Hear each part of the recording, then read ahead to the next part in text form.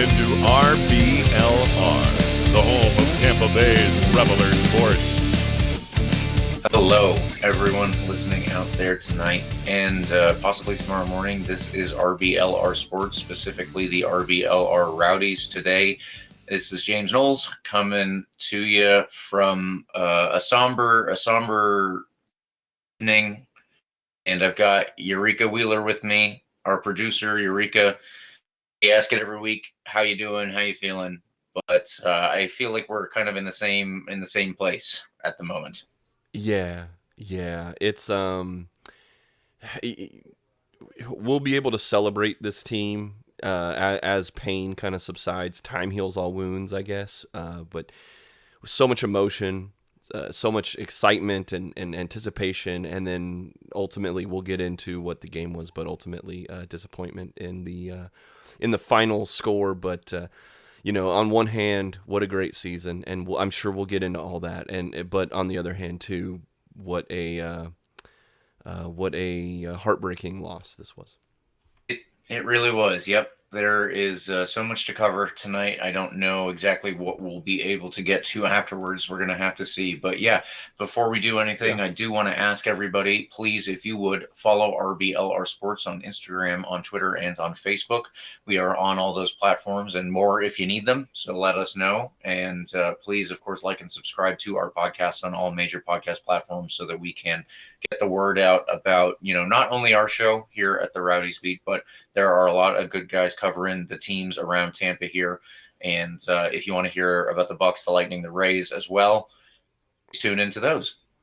Unfortunately, we cannot cover those teams. We have to cover the Rowdies game from last night.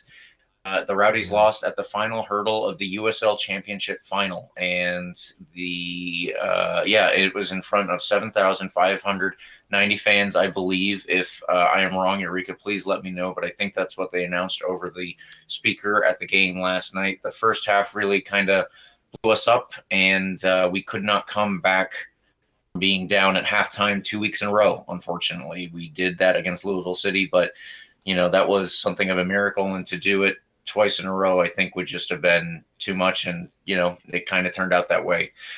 Before we move on and into the game, I do want to also say congratulations to Orange County. They had, absolutely, they played their game. Obviously, they did what they needed to do, and they made sure that they covered their bases maybe a little bit better than Louisville City did, getting into the end stages of a game.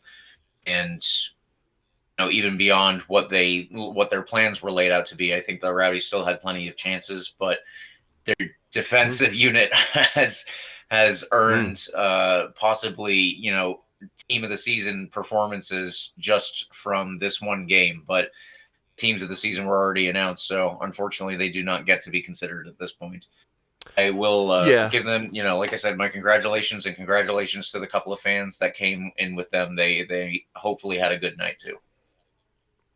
Yeah, and of course, congratulations to Richard Chaplow, man. He takes over as interim coach after a horrible start, named the official head coach, in November. But along the way, here's a guy who, much like Neil Collins here, was a player. Actually, he was a captain of Orange County at one time, and now he's a championship coach. He brought a star onto the crest for Orange County, and we got to meet some really cool fans that made the trip all the way out on red-eye flights and whatnot. We got to meet Dylan from the Orange and Black Soccer Cast, and I'm sure we'll be doing something with them in the future. So all around, good guys. We had a great time. Some of the fans after the game had come to Corrigan's, and so we kind of cheers those guys, gracious and good all the way around. I have no bad experiences to speak of. So, tip of the hat to those guys, and all the way down. It was a class, I guess, from the fans and from especially the head coach there. Definitely agree with everything that you just said there. So now that we have done our little intro portion, I would like to get us into the questions and analysis, and then we will see, exactly where this game broke down as far as we can offer that. So really quickly, I do want to go through the starting lineups. We went through Louisville's starting lineup last week because, they are obviously a very important opponent, and they had a very a very consistent starting lineup over the past couple of games before we played them. I believe that most of these players, as far as I'm aware, Orange City, they had just about the same group from their previous couple of games. So I'm going to go through those really quickly. In net was Peter Rakowski, possibly the man of the match overall, but we're going to talk more about that later. Don't worry.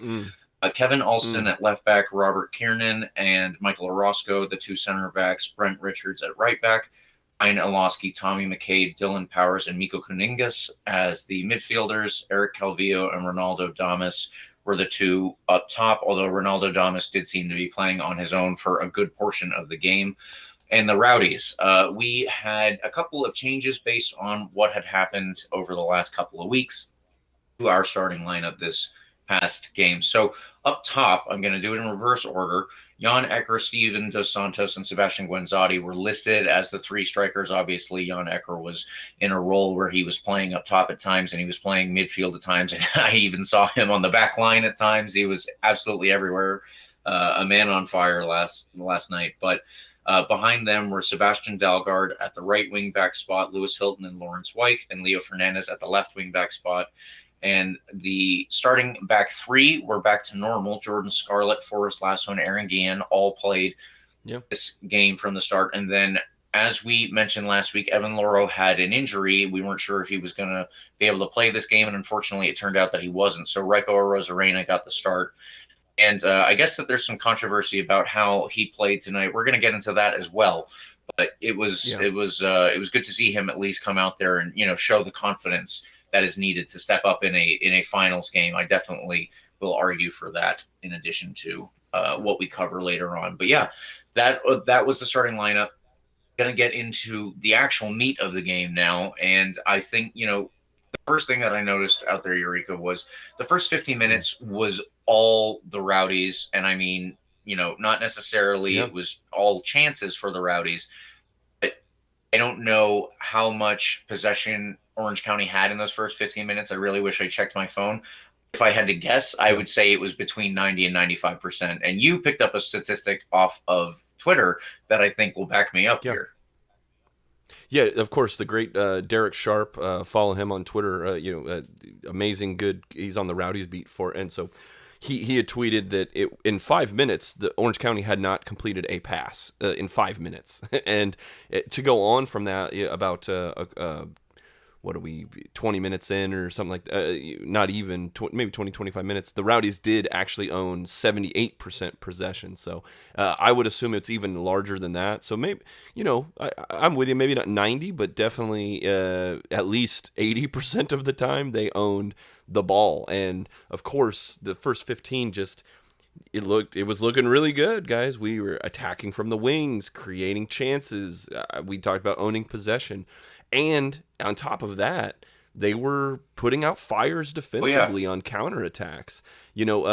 Just on offense, Wyke had a good strike from outside the box.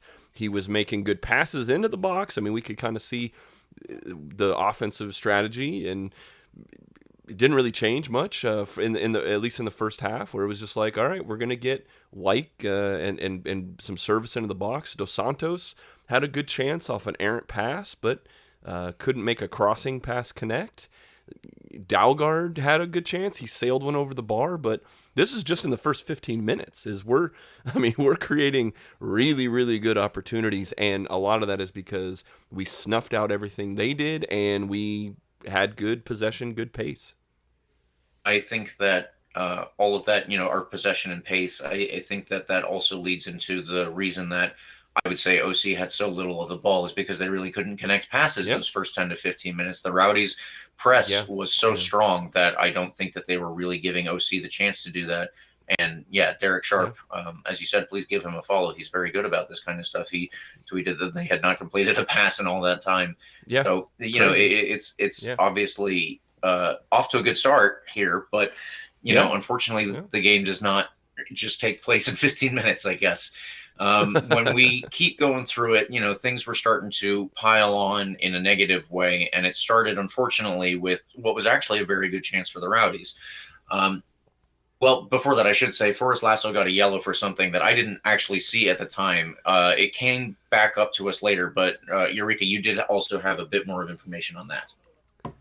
Yeah, live it looked like maybe there was a little bit of diving, right? I mean, the crowd was absolutely livid at the time, but even on rewatch, watching it live on rewatch, I was like, oh, okay, here's the yellow. Oh, geez, look at this. But then I'm rewinding it. I'm rewinding it, and you just can't see it. But then they do have a different shot where it says, or it shows that Cavillo, he was very livid, and I think that's where some of it was. We were saying, oh, maybe he's acting or whatever, but on replay, it looks like Lasso just shreds him with the spikes. I mean, it's he gets him right in the meat of the thigh and brings him so quickly with so much force that it just like, that's why live it didn't look like anything, because it was so quick, it was so rapid. And that's why Calvillo was just like, the dude spiked me, he's very, very upset. But even then, right after that yellow, though, Orange County gets a free kick from this, and they get their first set piece. So we talked about, us creating chances and owning possession, but if we looked last week, we were doing all of that as well, and then Louisville was able to kind of poke a hole in the armor with a set piece play. But this one I thought was taken care of very nicely. The first set piece, looked like they worked on some things, and they were able to, it was a little bit of danger, and they took care of it rather nicely. It was still, even after a yellow, which is, we definitely don't want to go down to 10 men in a final, but even after that, I thought they played good defensively for at least that set piece there. Yeah, I would agree with everything you just said there as well. But the next thing that really came up in this game, unfortunately, was the Rowdies getting themselves a penalty and then not putting that away. And that would really be a big turning point, in my opinion, for how this game goes. So in the 18th minute, there is a lovely give and go between Sebastian Guenzati and Leo Fernandez out on the left wing. Leo Fernandez continues to carry it, and he plays a pass into Jan Ecker. The guy, is just bundles through Ekra. I'm not really sure where he was trying to get the ball there. I don't think that there was much of an argument about whether or not that was a penalty. The whole crowd would have gone nuts if they had not called that one. I can say for sure. But Sebastian Guenzati steps up, possibly to score his 23rd goal of the season. And unfortunately, if you have seen anything from Orange County the past 2 weeks, you have more than likely seen them in a penalty shootout, because they had 2 penalty shootouts. And Peter Rakowski has made a couple of saves off of those penalties, so he is quite well accustomed to dealing with this situation. So when Sebastian Guenzati steps up, I don't know if he maybe lacked a little confidence, or if maybe he was a little overconfident. Maybe it's neither, and it was just a very well defended penalty. But Peter Rakowski does get a strong hand to it, pushes it wide. And then when it goes out wide for the corner, that is also pushed out and defended successfully. So OC really turned a corner there. And I think that from then on, did seem as though the Rowdies were, not giving up momentum. I had a little exchange with Neil Collins after the game last night, where I asked him, if he thought that momentum was lost, and he brusquely said that, he disagreed that momentum would have been lost after that time. I should go back and I should watch that there were a couple of chances right afterwards. And he was absolutely right. There were 3 more very good little chances after that penalty was taken. But what I was really trying to get at that moment with him was, the Rowdies had, like I said, all of this possession, all of this pressure on OC that they cannot even connect a pass for a long portion of the opening of the first half. Then it really started to swing, back the other way. And it's obviously very hard to continue to put the amount of pressure on throughout a whole 45 minutes that you do in the first 10, the first 15, the first 20 minutes. So maybe that has something to do with it too. But it did seem like OC was starting to get a much larger share of the ball, and they were holding on to it despite those extra chances that were saved or pushed wide by a very, very strong Peter Rakowski. And then we have something here that, Yurika, if you can take us through this, it was a bit of a calamity, unfortunately. Yeah, I do have a couple things I want to talk about the penalty and the whole situation there. Absolutely. Like, you had said, you definitely asked Neil, and Neil was very adamant that no, we didn't lose possession or momentum. But I do think that the confidence level. I mean, I don't know if we're talking semantics with momentum or confidence or whatever, but you did see Orange County start to press even higher, even deeper into that midfield, and starting to get ready for a lot of what we're about to talk about. Yeah, I agree with that. This is why it was a turning point, because I think that they were content to kind of play back, see what the Rowdies were going to do. And then, I mean, they've been doing that this whole playoffs. Yep. Through the research that we were able to do. This is how they play. They want you to, like, rope-a-dope almost. It's like, we're going to sit back and then we're going to create so much off of the counter. But even before that, like, there was some tactical thing that I did want to ask you, even before at the Ekra penalty, that play, we see Fernandez and Guinzotti doing their little pick and pop, but even before that, it was Dalgard who had it on the wing, crossing it to Dos Santos, and Seba's in the box, but it gets deflected. White's able to fight for it, but we're seeing Dos Santos kind of at the wings, and I'm sure I guess I'll ask you, like, they had Dos Santos really playing wider, or maybe just he was finding space way wider than being kind of in the middle. That's kind of where we would hope to see him, like, creating havoc and being so large and big and creating gravity of defenders around him. And he just kind of, like, was so wide a lot of the time, and a lot of crossing passes, and it's almost like he was the one setting up service for a lot of players. But what was there any? Did you see any of that in the first, like, we're kind of still in the first 20 minutes here, like how they were changing a little bit of tactics from what we've seen?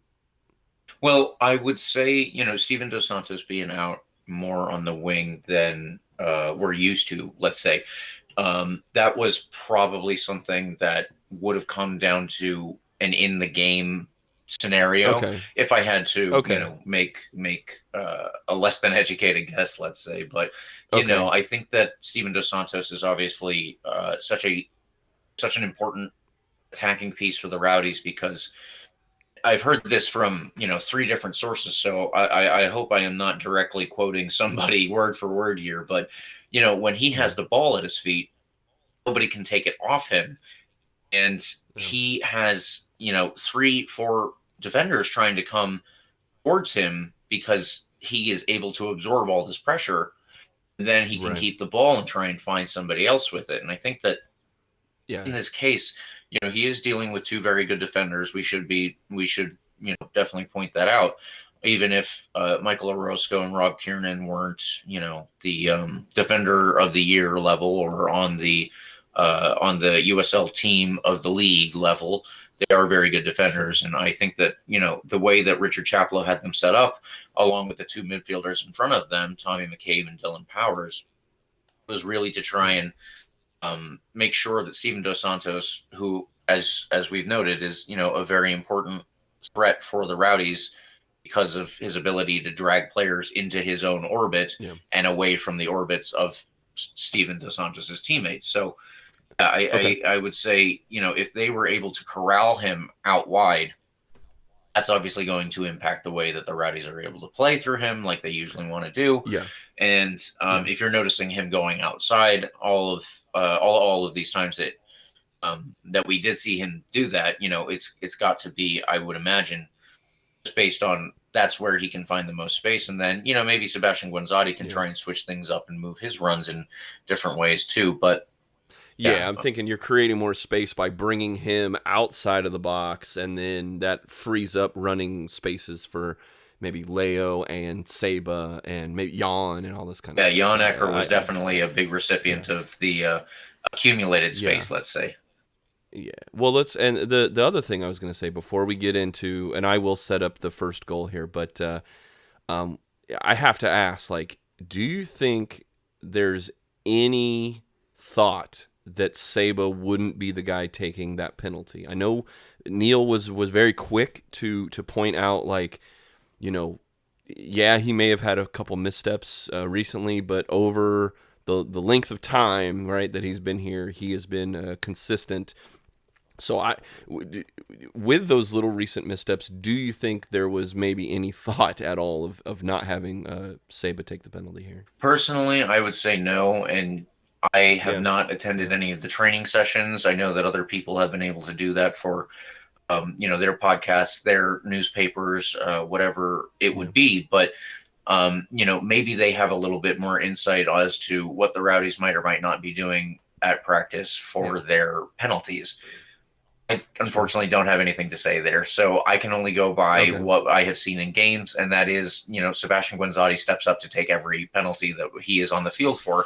I think that other people have taken penalties, but those are mostly, if I'm not mistaken, at this point, and we can go back through the notes for the whole prior season if we need to do that to figure this out. But I think that most of the penalties that have been taken while he's on the field were taken by him. Unfortunately, he did miss a couple along the way, something that you pointed out Neil Collins said. But the other thing to mention about Sebastian Guenzati is, they played 32 games this season. He scored 22 goals. And I think that kind of speaks for itself in that level, in that respect, too.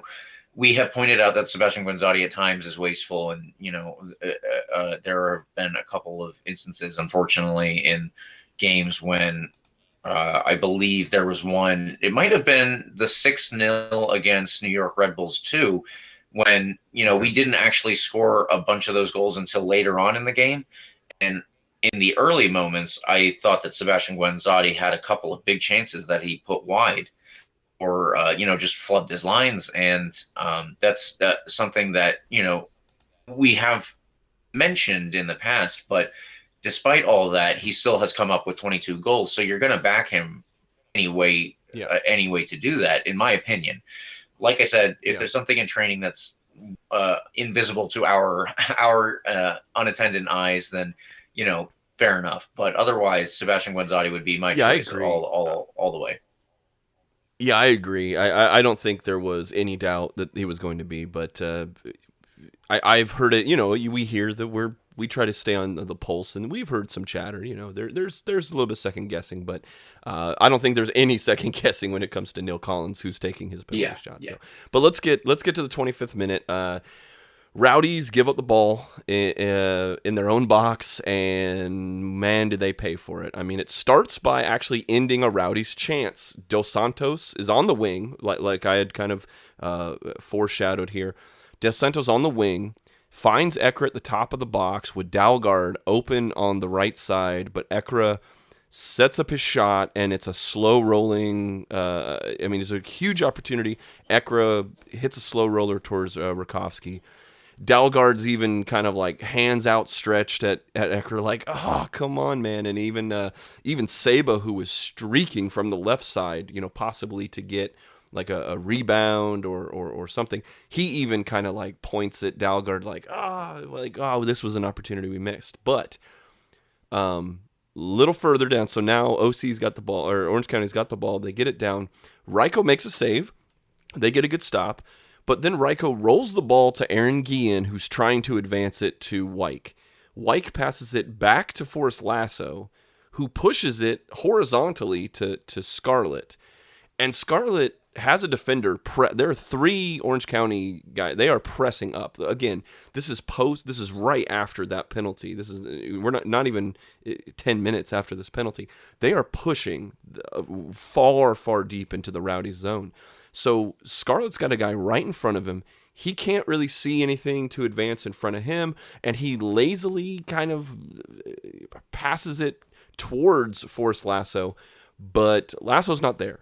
Ronaldo Damas is, and he catches Lasso and a Rosarena all out of position. He gets the ball immediately. He makes one touch and puts it right in the net, just past the outstretched fingertips and hand of Ryko Rosarena.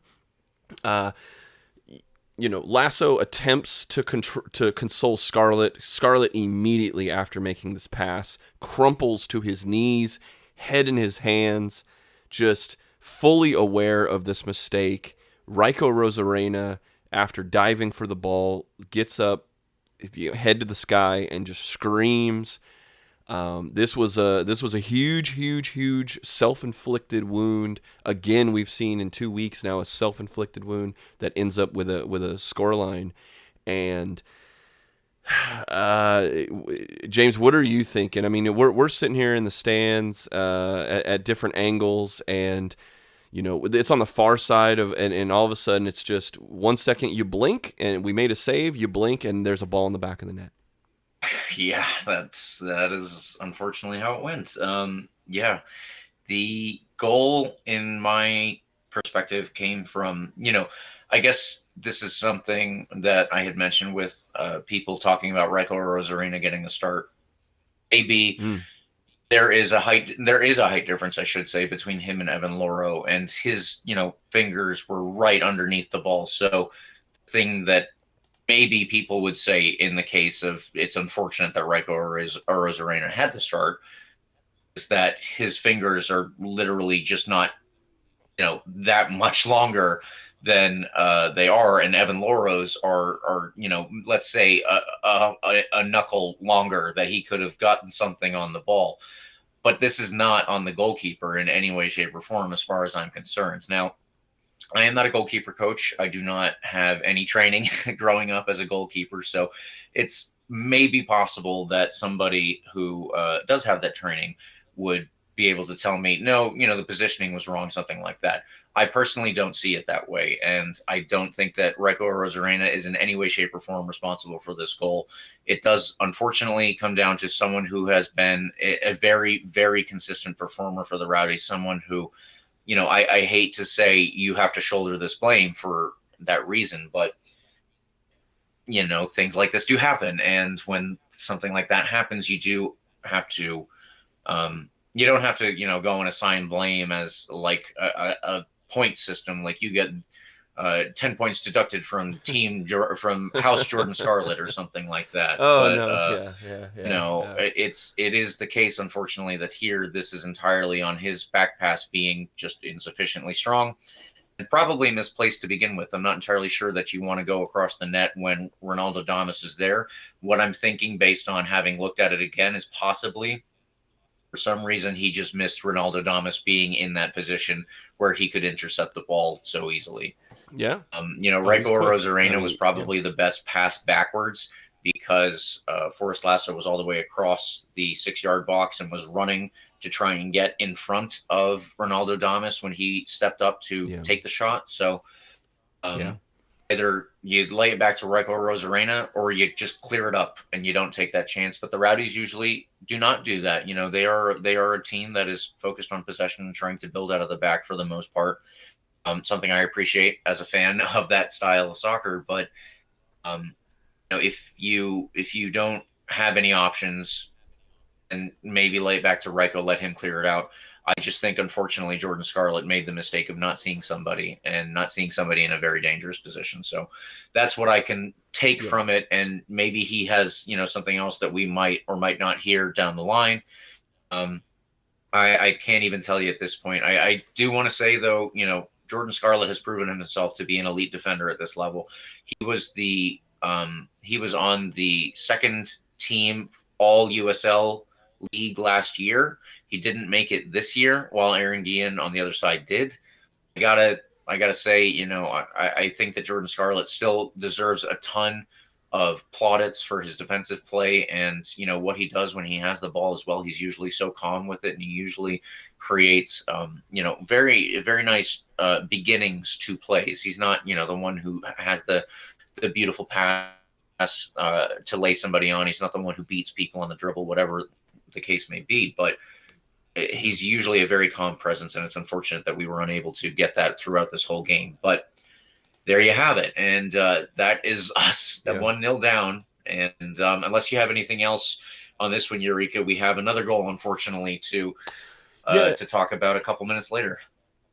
Yeah, I gotta think that Orange County's not comfortable with a 1-goal lead, because at this point the Rowdies still have had all of the possession, all of the chances, all of the good defense, and but now they have a 1-goal lead, right? Yeah, right. So, and we all saw the miracle of Imkasana last week. So you can't be comfortable with this.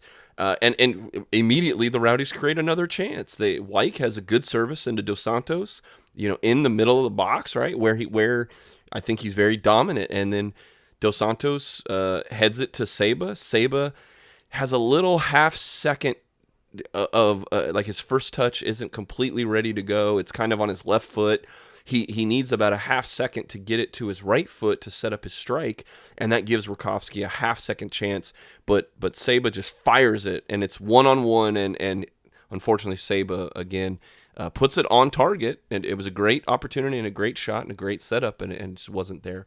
But do you want to set up this goal in the 38th minute about this counterattack just killing us here? Yeah, I can do that. Unfortunately, Sebastian Guenzati is involved in this one as well. He actually is trying to receive a header, I believe, which is where the play starts to go towards OC's direction. So he goes up, and his header is not directly or not placed where he wants it to, as far as I can understand. What his options are on the field, and the ball comes to the left side of the field, right at the halfway line, just about in front of both of the coaches. And as it happens, because of the play leading up to Sebastian Guenzati's header there, the OC players had built up a numerical advantage on that side, and I think that there were 2 or 3 of them that were able to pass around to Aaron Guillen, who unfortunately got caught out. So he is up near the halfway line, and 2 players have passed it by him. And then down the wing goes streaking Eric Calvillo with the ball. Eric Calvillo is able to, take his time. It's something that actually we've been seeing the Rowdies do so many times, going down that right wing to try and get a cross in for someone who's as open as Ronaldo Damas is on the other end of this. Yeah. And Ronaldo Damas actually gets a chance to not only, shoot, but he has to bring the ball down. So when the ball comes into him, he actually sets himself up. He has one controlling touch, and then he goes on the half volley. It's an absolutely perfect shot. This is something that, again, I would say there's no blame to be placed on Rico Rosarena on this one. Yeah. You have to start with where OC got the ball, which is, again, at the left side of the midfield line. They're able to pass around Aaron Guillen because of players not being where they need to be to cover that position. Lewis Hilton, I think, was a little late to react to the fact that OC were breaking down that right wing as well. After that, they get the ball in. Forrest Lasso, Jordan Scarlett, they are supposed to be the 2 players who are close enough to Ronaldo Damas to make sure that he's not able to take any of his chances for, I don't know. How long could he have taken with the ball there? It seemed like ages while, we were watching up in the stands. Of course, the play that he got it, brought it down, and was able to shoot, that all probably happened in of 1 full second at the most. But if you look at the spacing between him and Forrest Lasso and him and Jordan Scarlett, it's yards, and if you're going to give somebody as good as Ronaldo Damas has proven himself to be all of that space, he's going to punish you. And then we are 2-0 down.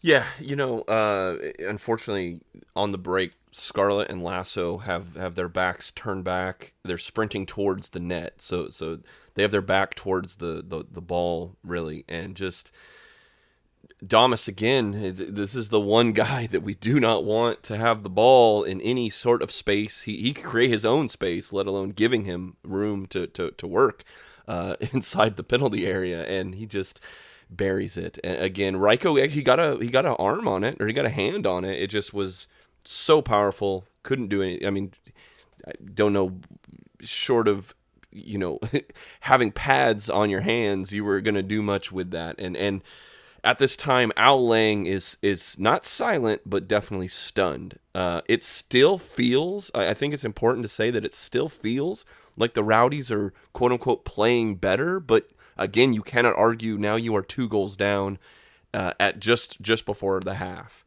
But we didn't. This wasn't the last goal of the half, unfortunately, as just the hits just keep coming. Yeah. But even though the Rowdies were still feeling like they were, I thought they were still playing the better of the 2 sides. it's just now 2 chances created from, rapid play that just breaks down, and then here we go, and they find themselves in a very, very advantageous situation. And this just kind of keeps ramping up Orange County's confidence, if we don't want to use the word momentum, but we'll use the word confidence, as now they're 2-0 up.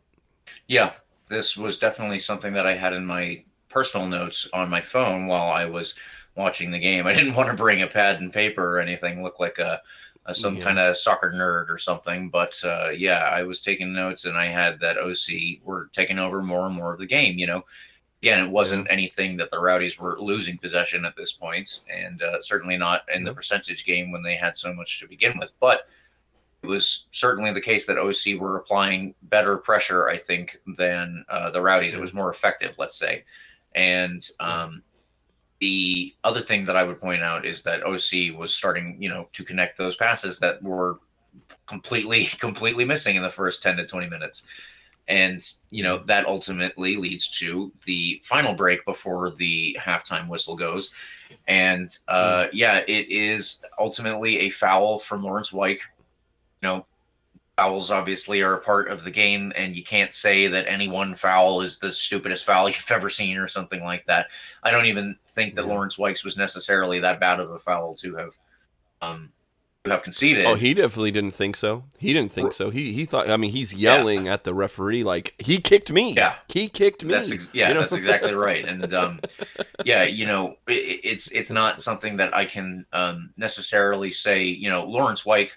Again, we're not deducting points or anything, but if we were deducting points, I can't say that I would be like, okay, there are this many points to be subtracted from House Wyke's total or whatever the case might be. But he does give it away regardless, and they have a foul that's in a perfect position. It's absolutely perfect.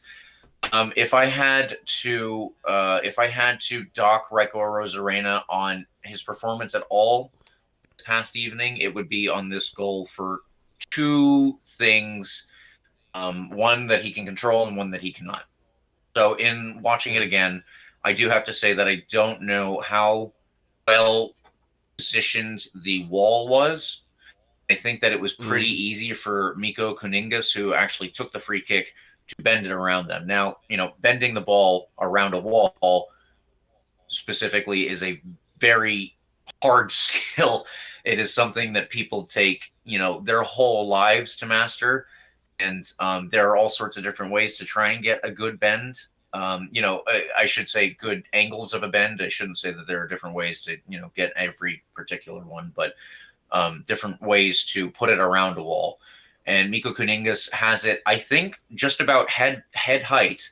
Like the ball doesn't go above that, but it goes in a perfect arc around the wall and into Rico Rosarena's the right top corner of his net, and he does get some fingers to it where he might have where Evan Loro here again, just because of their height, the difference in height, might have the advantage. If Rico Rosarena is getting his fingers on it, maybe Evan Loro gets a whole hand on it, let's say. Whatever the case might be, that is a hypothetical that it's hard to get into anyway, because it's just so many different things to take into consideration. That would be the only time I think this whole game that I might dock Rico Rosarena. I still don't think that is mostly on him. I think that really when you have a chance, or I should say a shot as good as Miko Kuningas' was, kind of have to sit back and clap. All right. You did very well, son. Have a good celebration, and then you're reminded that you're 3-0 down as a Rowdies fan, and you're like, oh God, what is happening? What is happening? Yeah. And for me, halftime was pretty bleak. It was pretty bleak. I did my little halftime minute that we put out on social media, and it really just like the Rowdies had a lot of setup chances, but no finishes for one reason or another. The ball's too far, the ball's too high. They have a half second of hesitation. The outstanding play of Rudkowski. The just whatever it was, and there were multiple its. It wasn't just one thing, but so many things just they would get 99% there, and that last 1% is like, whoopsie, nope, not going to happen. And meanwhile, the 3 times that we make a mistake are 3 goals, and it's just it's infuriating, and it was just baffling, but that's football sometimes. And but and I had said too on that minute that I said, like, last week I said don't count out the Rowdies, and here they are. But this is going to take this is an even bigger mountain. This is an even bigger challenge. They're going to have even more heroic of an effort to do this. But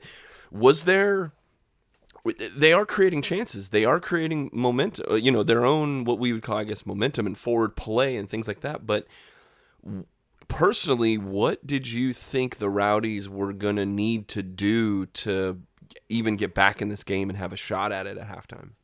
Well, I guess in watching the first half, I was, at the time, I should say, I should mention this as like my feelings in the moment in the stadium, and I only have my, what notes I've taken there to go on, and all the emotions that have followed. But it seemed like the Rowdies, again, this is just the moment. It seemed like the Rowdies were not creating sufficient chances, or it seemed like the Rowdies weren't creating very good chances. Now, you go back and you look at it again. Obviously, one of the chances was a penalty. That's very high value, right? High percentage chance, and unfortunately, that one didn't go in. But that's not the only big chance that was created, as statistically defined as a big chance. Yeah. But I think that it was definitely not rose tinted glasses that I was looking at. So, what do you do in the second half? I think that certainly you have to continue to create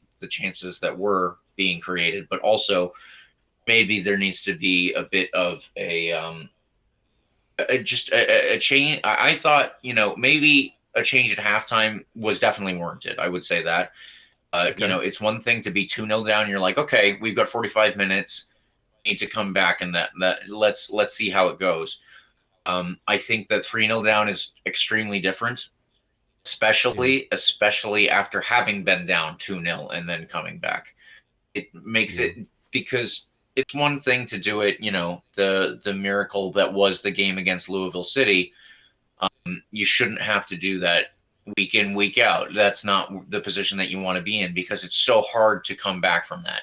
Everybody looked at the Louisville game as a miracle, specifically because everybody knew the Rowdies doing that was next to impossible. And it literally took them until the last play of the game to tie it up and actually force Louisville City into extra time, where the Rowdies did win. So what are the odds you're going to do that 2 weeks in a row? Not very good. What are the odds you're going to do it against 3 goals? Even worse. So we have to create something better.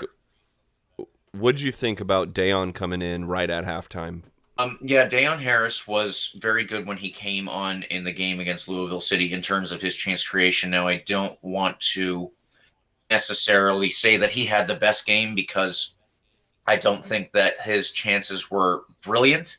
I don't think that what he was creating was, I don't think that necessarily his crosses were all the best. And I think that that is what carried over into this game. He was there wreaking havoc on the right wing. Man, he's quick. Man, so fast. I can't imagine having to play against somebody like that who can, he might as well be a sprinter at this rate. He was going down the right wing and beating people nearly every time. I think that there were a couple, obviously, where he was knocked over. But what was unfortunate for me with Harris was, again, the end product. And there were definitely some crosses that I was like, that should have been the striker who scored that. That's not on Dayon Harris. But then there were crosses that came in that were just wildly off target, unfortunately. Sure. I think that maybe that's something that Dayon Harris could work on in the offseason, is, getting those runs in and then getting a better cross in as well. But I was definitely happy to see it, because he did that against Louisville City, and he did that when he came on here. So I was expecting, pretty much the same performance in those terms, and that is what he delivered. He came on for Jordan Scarlett, and then they moved Lawrence White to right center back again. Leo Fernandez went up to an attacking position, and Sebastian Dalgard went to the left wing back spot. so that Deion Harris could be the right wing back. And then, he did have that immediate and big impact that we've just been talking about. But there were also the differences in terms of, chance creation and then turning those into the net. Ronaldo Damas is a player with incredible talent, and he did not have the problems that the Rowdies had this past night, turning the chances that they got into goals. Ronaldo Damas, I think, really only had 2 clear sights of goal. I might be mixing him up with one other where he, actually had it. Oh, I am. He did have a very good chance late in the game at Rico Rosarena. Came up huge on, absolutely huge, and we're going to revisit that a little bit more. But Ronaldo Damas was there with very little support in his position because that's just the way that OC have to play, and he took his chances. He did what he needed to do to get Orange County their goals and get them the win. And the Rowdies unfortunately did do that. Now, this isn't all on the strikers. This isn't all on Harris, whom I've already mentioned a bunch, and Sebastian Dalgard, whom I haven't, who was at the left wing back spot.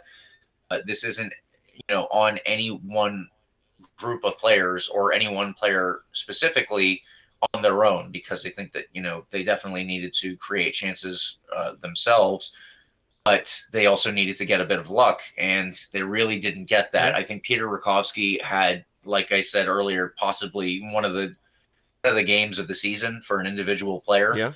And the one time that we did get luck, it was a Harris cross, so that did lead to something here. The ball was bouncing around after Peter Rakowski was unable to get to it from that cross, and it fell to Leo Fernandez, and Leo was able to get there before anybody else and beat and push it past Rakowski into the back of the net. So that was our one goal that came in the 57th minute, and it's just that, Peter Rakowski was playing such a good game. We definitely didn't get any luck. I will say that. We did not get any luck as the attacking players up top. But, between the crosses coming in from the right and I think fewer crosses coming in from the left than we're used to, it was kind of difficult to see where they were going to get another one from. And then there were a bunch of substitutions starting in the 61st and going through to the 78th minute, both teams that I want to hit on. But Yurika, I've probably skipped over a couple of notes that you have, so please fill me in on what you were feeling through that stretch.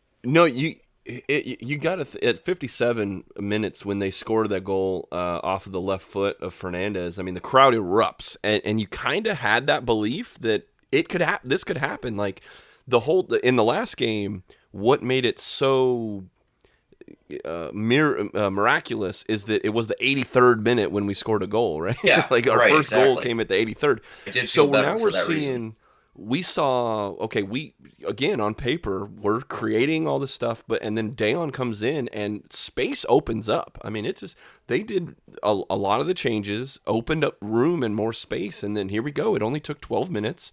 And we got a goal, and it's like, look at 57 minutes. We still have half an hour of this game to play. Like we can do this, guys. And even Mike Watts on the call on ESPN, quote saying we're watching the sleeping giant awakening in front of your eyes. That was the narrative. And the crowd was invigorated again now. And then Lucky comes in 4 minutes later, 61st minute. Lucky comes into a raucous applause because we all know what's going on. You take Fernandez out and Lucky comes in. And again, now we just scored a goal. The crowd's back into it. Now here comes Lucky, the super sub, to run his 20 or 30 minutes here. And again, a lot of space opens up. We had said Jan Ekra had a lot of space around him, and kind of in between that 61st and 70th minute, I had written down like we're owning the possession in the attacking half again, but just missing in the box. I mean, it was the defense of Orange County cannot be understated. I mean, they had really good communication. They kept a great shape, and they collapsed inside of the penalty area, almost begging them to shoot from outside. I mean, literally, Jan Ekra was basically unmarked for 30 minutes at the top of the box. It's so many times we're watching cross into a header. Oh, it didn't go through. Oh, it's too far. Oh, it's too long. And you've got Wyke and Ekra, more specifically, tons of times that like just get the ball and fire it. And we saw just so much like passing around the world, but not putting a shot on target. Even though it's like you need two, you can't score two at once, but you need one to get to two, and it's just. That was kind of what I was hoping to see differently is like we had Dos Santos in there. We haven't got, but basically at the 78th, they took Dos Santos out and put Adebayo Smith in. But Dos Santos was gassed. I don't want to say that in a negative. I want to say he gave everything he had for 70s plus minutes. But when he had that play with Orozco where basically they both, they got knocked, both of them, Orozco got kicked kind of in the shin or the ankle area, and it hurt both guys. Dos Santos he's breathing heavy. He gave everything. I mean, he really did fight in the middle with 8 and 9 guys inside of the box the whole game. So, there was no effort that was lacking at all. But we're still continuing. When we take Dos Santos out, we're still trying with an Imkasana, with this stuff to just. That's it, just crossers into headers, and hopefully there's some pinballing or the ball some havoc gets created, and then like the Fernandez goal, off of a second or third attempt, we're able to put one in the net, a la Louisville City last week. Instead of there being, Neil likes to say, you got to take what they give you, and they were giving them a lot of opportunity from a little farther out. They never really went to that strategy at all. Even guys who had the ball with wide open shots didn't take them, making an extra pass out to the wing and doing things like that, which almost maybe one pass too many when you only have 15 minutes to score 2 goals. Yeah, that is something to take into consideration as well here. And I can understand why Neil Collins would want to make a bunch of substitutions within the time frame that he did. Yeah.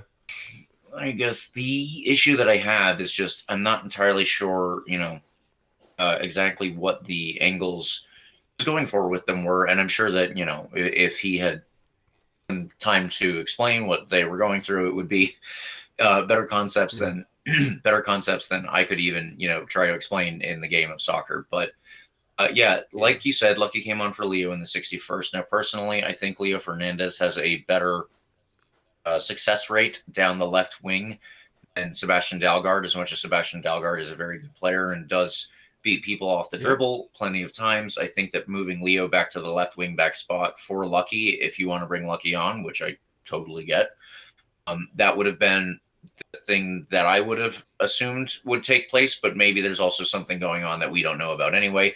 Leo did seem to be kicked in the process of scoring his goal, so it's entirely possible that he was even limping anyway. We might have missed that for sure. Okay. Anyway, he does go off and Lucky comes on. OC make 3 substitutions in the 64th to 70th and the 71st to try and plug some gaps that we were just mentioning and make sure that any gas players are replaced with people who can cover their role and do it with a full tank. And if you continue with these, the Rowdies do make substitutions then in the 72nd, where Jordan Doherty comes on for Lawrence Wyke. He steps back into that center back role again. And Lawrence Wyke is off, obviously. Connor Antley comes on for Forrest Lasso. I'm assuming that has to do with Forrest Lasso sitting on a yellow card.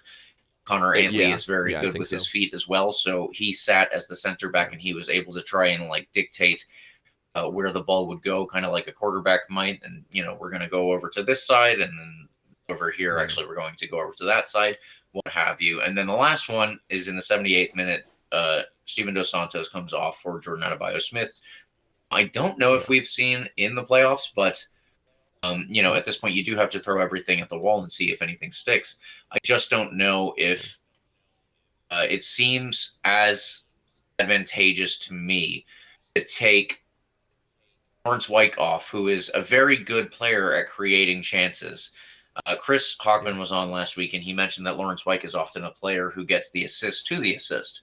Something that we don't count in soccer, but we might in, as he said, hockey or other sports. And Lawrence White does that a lot. Maybe you push him forward instead of taking him off the field. I don't know who would have come off or who would have moved so that he could move up, and maybe that's what ultimately led to that. Connor Ainley coming off for Forrest Lasso, I can totally understand it. As Louisville felt last week, they did not want to be down to 10 men when they were trying, their best here to hang on, and the Rowdies don't want to be down to 10 men when they're trying their best to get back into the game. So that makes sense. And then Steven Dos Santos coming off in the 78th minute. That one was a little weird for me as well, because as much as, he can probably be gassed by this point, having played so much and, coming back from an injury where he was, where his fitness would have, not dipped, let's say, by any measurable level, but it's just hard to return from that and then play this, or the personal reason, I should say, when he was missing. It's hard to come back when you've missed a game and then you play that one that's so intense, which he almost played 90 minutes anyway, even though he came on at the halftime interval. And then, you play this whole game, which is, again, a very intense one. I'm sure that he was feeling it. Jordan Adebayo-Smith has, I don't know if we've seen him in the playoffs. And not only that, Steven Dos Santos has a clear height advantage for a team that likes to score a lot of goals or try to score a lot of goals off of crosses. Dayon Harris, whom we've mentioned 10,000 times already, was sending in cross after cross after cross, and you take off a guy who's 6'4". Forrest Lasso is a defender who's 6'5". He's not going to be there when we have our corners. Sebastian Guenzati is good in the air, but he's certainly not as good as Michael Orozco or Robbie Kiernan, who are central defenders and both taller than he is. So it was just very interesting to me, but. The Rowdies, as I said, they have to throw everything at the wall, and I totally get that. Then, you get back into the gameplay itself, and the 72nd, I want to say, Reiko makes a huge save, keeps us in the game. Oh, great. Because 2 great chances. Yeah, absolutely. There, let's say that Leo Fernandez scores in the 57th, and then we get to the 72nd minute, and they put it up 4-1. I mean, that's just not something that you could come back from at all. Let's say 3-0 is hard enough. 4-1, I can't imagine it when there would have been 18 minutes left plus stoppage time. So Reiko Rosarena saving our butt again, and he really impressed me for most of this game. Our pressing really did seem to dissipate in this, and I don't know if that's players playing in different positions, players being just running ragged because it's the circumstances that they're in. They have 15 minutes, let's say, to save the season and actually win the championship like they've all been dying to do since last year. I'm not entirely sure, but our play is so direct anyway that, the pressing when OC have the ball, maybe that just wasn't even necessarily a part of the thinking. Just when we get it back eventually, we're going to hoof it back down and try to make sure that we get on the end of it and get a chance. And we certainly did. We had a lot of crosses from both sides, especially from the right. And it was also getting pretty feisty by that point. I think that there were a lot of players getting frustrated. And as someone who wasn't playing and was just sitting in the stands, I can say same. Yeah. Well, again, all hats off to Orange County. They picked the perfect time to have a great game. And from the top to the bottom, it was a good game plan. The Rowdies, unfortunately, they played into it with a couple missteps that turned into balls in the back of the net. But, you've already shouted out Kieran and Orozco. I mean, just McCabe and Powers even did all right in the midfield, which, again, that was one of my emphasis pieces was, it is going to be Wyke and Hilton, and I would have thought Antley, but they have Dalgard on the wing, and, just creating a really good battle for everyone, and not letting, even though the Rowdies did control the possession, even all the way through the match. Again, we keep saying, like, it's just they were in the right spot at the right time, or made the right play, or they forced the Rowdies to make a split second, alteration or hesitation or something. It's just. It was good, and then even when you get past all that, Rakovsky has I'm sure he's had really good games in his life, but this has to be like, he's he's been around the world and played a lot of levels of soccer, but this was it. He earned the medal and the cup, and between him and Damas, I don't know who I would say if I were picking their man of the match. Damas is who I voted for MVP, but they had it all. They had what it took at the right times, and it's frustrating as a Rowdies fan, right? As someone who wants them to win, it was frustrating. It was very frustrating. Absolutely, there is the understatement of the century for this team. But we kept moving through the game. Ronaldo Damas was getting fewer and fewer chances on the ball. Obviously, when he's the only one up there and he has the ball, all of our defenders are going to be around him, and that means it led to a lot of fouls.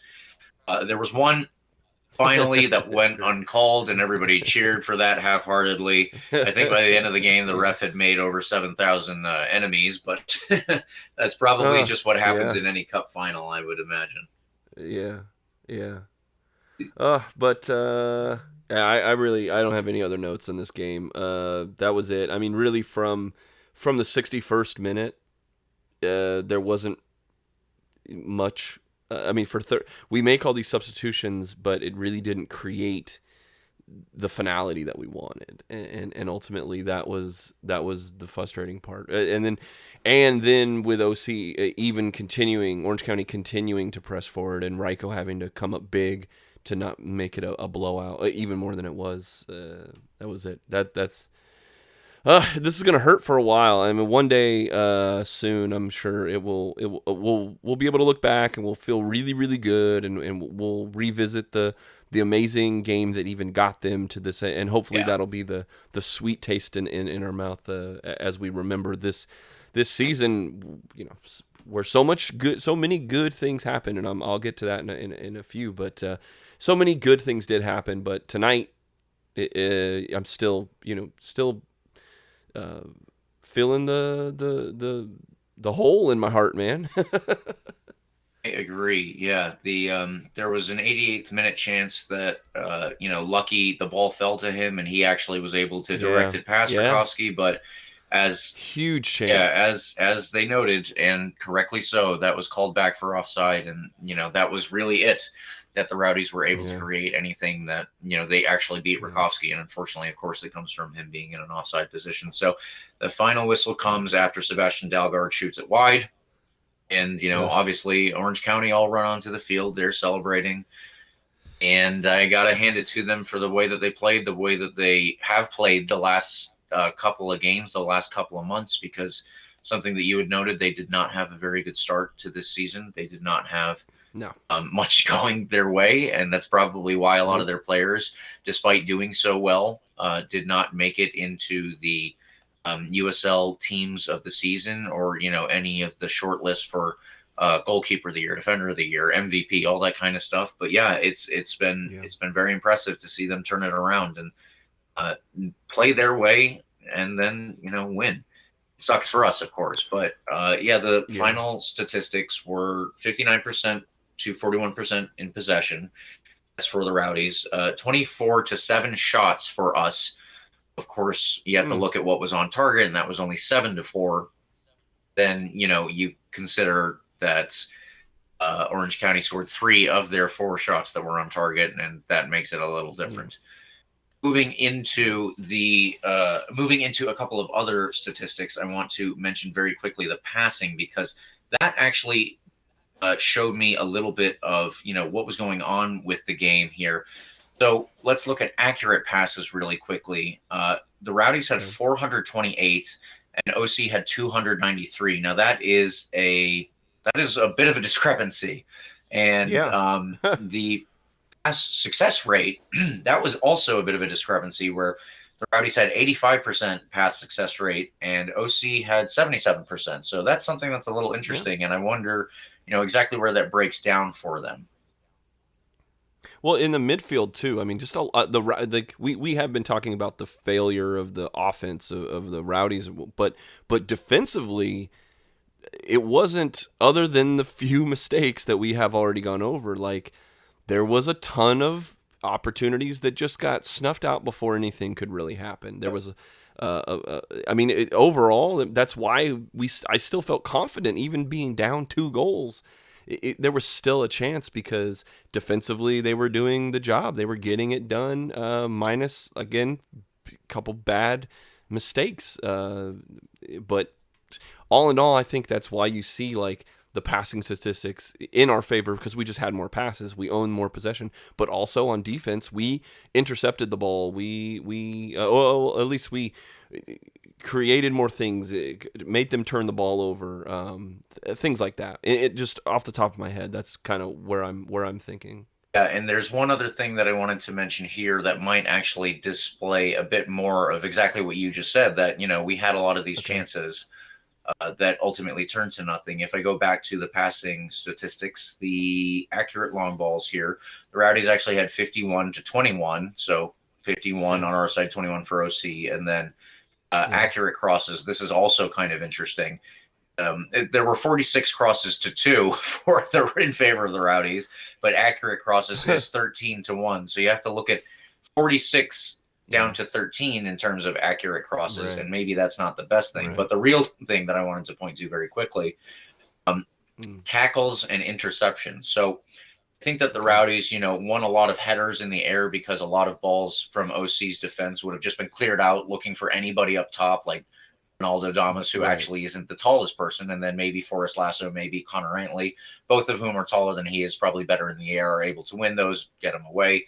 But if you look at the tackles attempted, OC had 18 to our 9. If you look at the tackles succeeded, OC had 11 to our 2. So that's kind of important. The other thing that is really important are the interceptions here.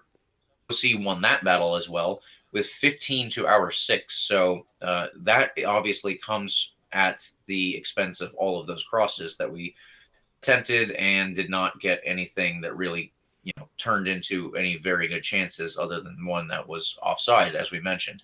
I think that kind of adds to the game while it doesn't necessarily explain the game. And that's really what I think statistics do in a game such as soccer. It's probably a little easier in baseball or basketball, but I think that's what it's here for the most part in soccer. The one thing that we have to do here before we get into a couple other remaining segments is just talk about end of the match. And Yurika, if you want to go first, you can. I have 2 candidates here that I wanted to mention before I say who actually got it for me. Yeah, for the Rowdies, for me, it's Lewis Hilton. It would be different if we put more goals in the net, but I mean, if we just look at that, we even had a chance, or that we were creating so much. It's a lot of it is Lewis Hilton. I mean, I'm a big fan of this guy. You talk about accurate passes. He had 87% pass success in a full 90 minutes. He had a couple shots, one on target. So I mean, he's one of these guys that would have been kind of at the top of the box and getting it, but he was a lot of the reason there was a good defensive midfield. He made a lot of good passes out of the midfield. He had almost 50% accurate crossing rate for the game, good accurate long ball count. It's just him touching the ball was a positive for the Rowdies, and he was 100% on his tackles. He made 6 recoveries, so it's just every little statistic of the what I always talk about the little things, and he did a lot of the little things to keep this going, and that's why he's my man of the match.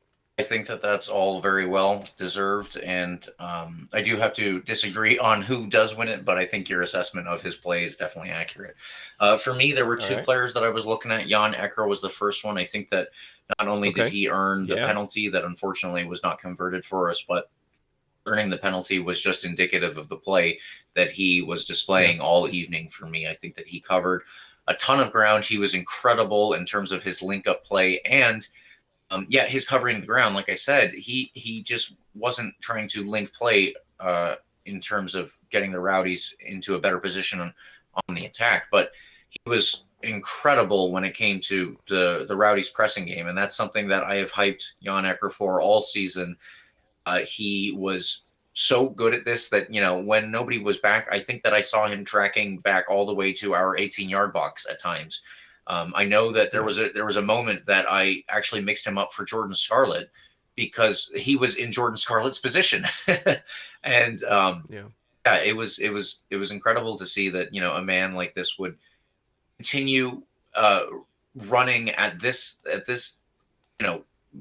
pace for 90 minutes when he's getting into what, a lot of people would probably consider the waning days of their career, unfortunately, because it's unfortunate because he contributes so much every game, and I love watching him out there. But the person who does win it for me, I want to go into this in a little bit more detail, probably, is Raiko Arozarena. Raiko Arozarena is my choice. Specifically because, as I said, I don't think that he was at fault at all for either of the first two goals. I think that he is at fault in a very, a very minimal sense for the final goal that OC scored. And beyond that, Raiko Arozarena kept us in this game. He made several huge saves. They were not actually on the highlight reel that I was provided from, I think it was the league who compiles these, but he kept us in the game in huge moments where, like I said, OC could have gone up 4-1, and that was two big saves. Ronaldo Damas, I believe at this point, had beaten Connor Antley to get to the ball, and he was able to get off. Raiko Arozarena corrals him out and away from the goal. And then when Damas, takes a shot, it's saved, and then Raiko Arozarena is able to get there and block the second one from coming in too. It was an incredible performance. That was not the only gigantic save he made. He did several other. He did that on several other occasions, and he also was very good, in my opinion, with his distribution. So I want to take this moment to say that anybody who is, saying that this is partly because Evan Loro wasn't out there, I don't think that comes down to Evan Loro being there or not. I think Raiko Arozarena is fully deserving of his place in this team, which is, the second best goalkeeper to somebody who is literally the best goalkeeper in this league. So, Raiko Arozarena had an awesome game. I wish I had been a little better with my Spanish last night. I asked him afterwards. Oh, yeah. You were there. I asked him afterwards, I was, do you think you were the man of the match? But my Spanish, unfortunately, having only taken that in high school and college several years ago at this point, I did not remember that I knew all of the words for that at the time. So it came out very garbled. Raiko Arozarena does not speak English, so he could not understand my asking him, do you... He tried. Yes. He really did try. He did not understand my asking him, do you think you were the man of the match? And, I ended my question with match instead of partido, which is, I believe, the right word for that. So my apologies to Raiko for probably confusing him out there, but he was not. He was like, "Hey man, I'm really trying," but he's like, "Sorry." Yeah. So I just want to push back on anybody who's putting any of the blame at all on the fact that Evan Loro wasn't out there. Evan Loro's had an amazing season, and we're going to talk about him in future episodes when we, possibly talk about what the next season looks like for the Rowdies, because I think Evan Loro has done himself an incredible service for his career personally. And I'm also happy that, if it is the case that Evan Loro happens to get any, good offers in this offseason, we have an amazing goalkeeper waiting behind him. I have no doubt of that. So that's going to do it for our whole section of the questions and analysis. It took a very long time, as it did last week, but there's a lot to cover here, of course.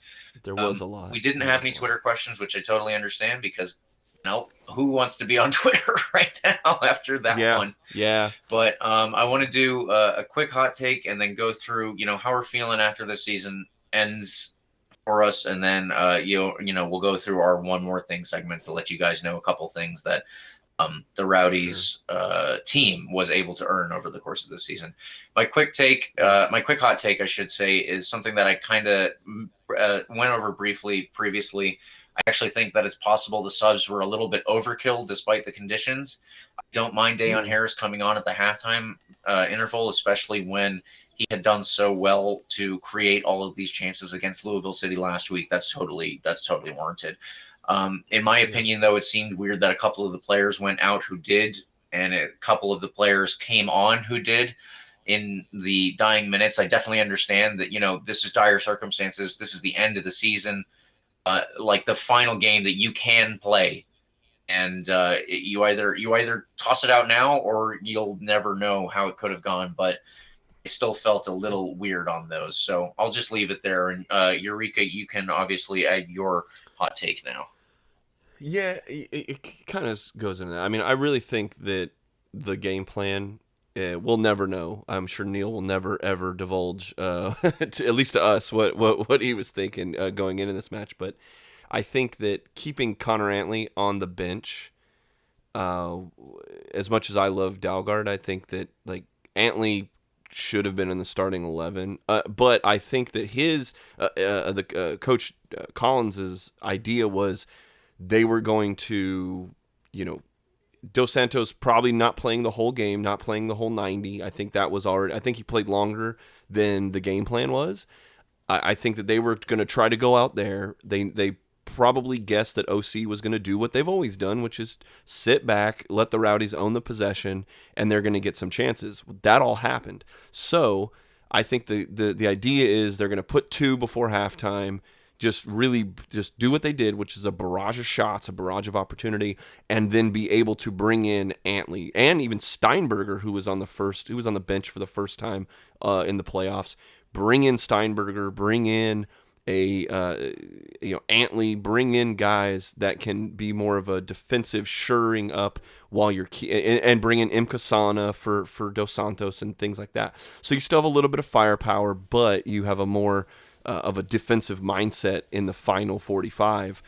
And we unfortunately the goal, the very first goal kind of put a little bit of that plans aside. The second goal absolutely put that on its head, and thus now you're putting out an Adebayo Smith, a Dayon Harris, these guys that they do specific things very well, but on the whole they are depth pieces for a reason, and for them to be in there for 30 minutes of the final, I don't think was really the overall game plan. So similar to what you said, but that's kind of where I was going with it. I mean, I can only agree with everything that you went through there, but that will do our hot takes. It's a fun little segment at times. It's not the most fun segment actually this week. It's probably one of the lesser ones, but still something that we got to get through. I wanted to do this segment because this is not something that we would normally do, but considering everything, I think it's important to just ask, how are we feeling after this game? And this is something that you said, right now, all of our attention is on the fact that we got to the final and we lost the final. I think that as the season goes, or as the past season, kind of is farther and farther away from us in time, it will be the case that, we look back on the season mostly for the good things that we had. And you had a bunch of those listed, so I'm not going to take that away from you to do. But I think that, I appreciate the season as a whole. At the moment, unfortunately, I'm feeling pretty damn devastated. As I said, we're gonna get through this, and we're gonna get to a point where we're focusing on the games that were or everything that was just like the Louisville game. But there was so much more than that. So Yurika, please go through that list you had. That was awesome. I really enjoyed hearing that. I mean, if there's a roadmap to what we're going to talk about in the off season as we get ready for next year, this is pretty much. These could all be podcasts on their own about just us talking for at length about how awesome every one of the next things that I'm about to talk about are. And part of this frustration, I guess, is that we were the favorites coming into the season. I mean, we are the defending Eastern Conference champions. When RBLR had Devin Kerr and we had Mike Watts on this program, giving us a kind of a recap of what had just happened with the Rowdies and also, where they stood. And Mike Watts on this program said that the Rowdies have to be the favorites going into the season. and he wasn't proved wrong. I mean, he was pretty prescient about what was going to happen. So here we go. We got to the final. We unfortunately didn't take home the big trophy, but like, I don't want to leave with a bitter taste in my mouth. And now I'm excited here because, like, when you look at this, we had a 23-7-2 record. We had 71 points. That is the most in club history. We were the regular season champions, #1 seed in the USL overall. I mean, and then we became we back-to-back Eastern Conference champions, winning in an epic comeback that will forever be remembered.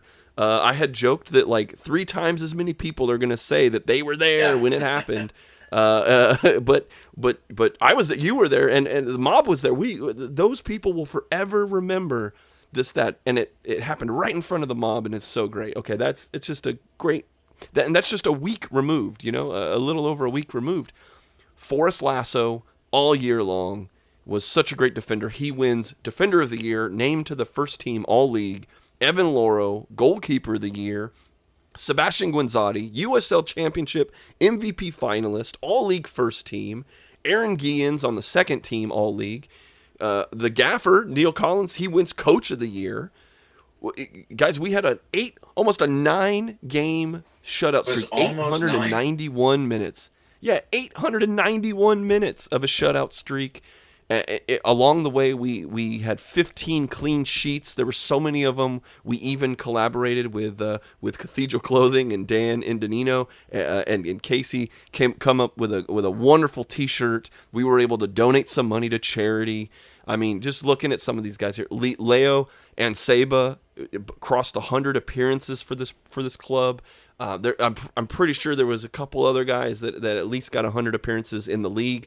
Jan Ekra, I'm pretty sure he got 200. He eclipsed 200 USL appearances at this level.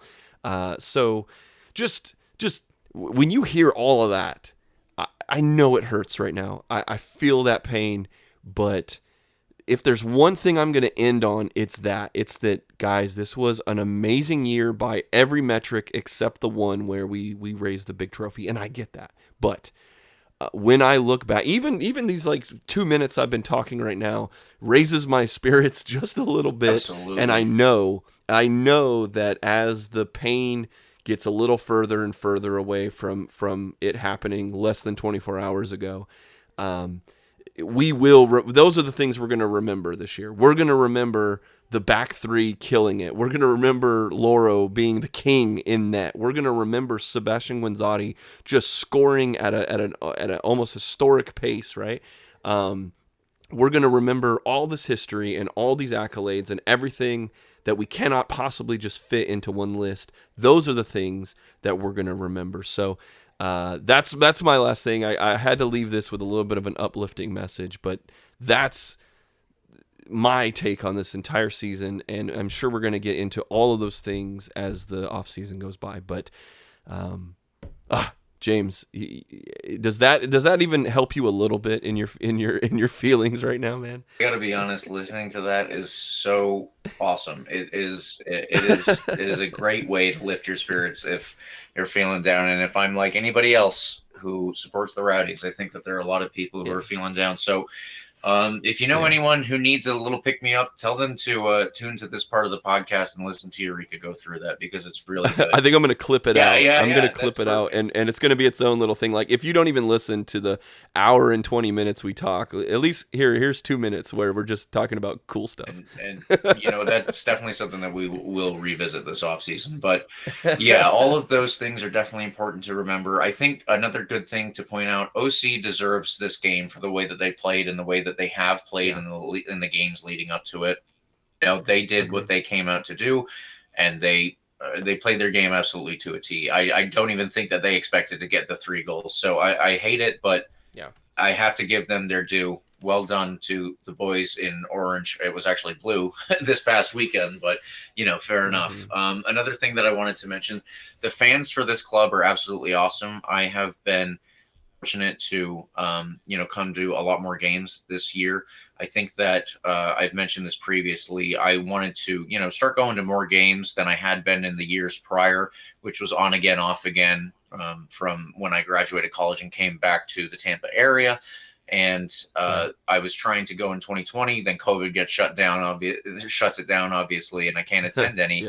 Here I attended, I think, more games this season, possibly than I had, in any other prior season. So that's really cool, and I just got to meet so many awesome people. I met a bunch more people last night at the tailgate that people I interact with on Twitter or people that I've met briefly in other situations. So I really like hanging out with these people. It's a lovely group. The two supporters groups and everybody who comes along to party with them. I think that they're awesome. They deserve more trophies, and I know that they will get them because the players also deserve more trophies. And the Rowdies management team is doing amazing things. I think that more than anything, there's a person on Twitter who is Lee Cohen's disciple. You know who you are, and I gotta say again, I love your Twitter handle because Lee Cohen is our boy. Lee Cohen is doing really, really great things with this team, and I know that anybody that the Rowdies lose in the offseason, they're gonna be able to fill that spot. Anybody that the Rowdies see that they might even be able to pick up that would improve where we were, I think that they will make a move for it, and I trust the management team. I trust the managers themselves, Neil Collins and everybody on down, who's, his assistants whose names I don't have at the front of my brain, like Neil's name. But I have to say all of that is definitely amazing. And I think, we went through the awards. We're going to do more of that as we get through the off season here. But that's probably going to wind us down for this game. I want to thank you, all of our listeners, for giving us the platform this first season. It's been amazing for me. I'm almost certain I can speak for Leo here and say it's been amazing for him as well. Yurika, thank you for having us to do this. We're, like I said, going to continue through the off season. There's no reason for us to take a break as far as I can see. So we've got some cool ideas, I believe, to get through, a time when there might not be too much news going on specifically with the Rowdies or the league itself. So, we could possibly do some interviews. I know that there are some contacts that I would certainly like to have. And we've got some other ideas about what we might cover, like transfer news, or maybe things that aren't necessarily directly related to the Rowdies. So I want to say here, if you have any potential ideas for the off season, if there's anything that you want us to cover, please let us know. Yeah. We are available on Twitter. We are available, I think, anywhere that you can reach RBLR, that will get, it will get back to us. So please let us know if you would like us specifically to cover any one thing. And we will do all the research that we can to get that done for you guys, because we really appreciate it. Is there anything else that you want to throw in here, Yurika? No, again, just to echo what you had said, so many new people that have entered our lives, in all 100% of them have been positive interactions. This has been such an uplifting experience, and cannot wait to give you even more.